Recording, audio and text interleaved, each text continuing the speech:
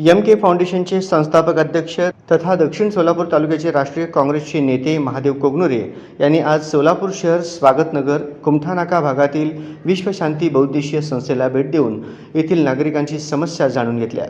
गेल्या अनेक दिवसांपासून या भागातील नागरिकांची मागणी होती की महादेव कोगनुरे यांनी विश्वशांती बहुउद्देशीय संस्थेला भेट द्यावी, म्हणून आज महादेव कोगनुरे यांनी कुमठानाका परिसरात येथे जाऊन या भागातील वाढलेल्या समस्यांचा आढावा घेतला। विशेष करून महादेव कोगनुरे यांनी गेली अनेक वर्षे शांतीनगर भागातच वास्तव्यास होते।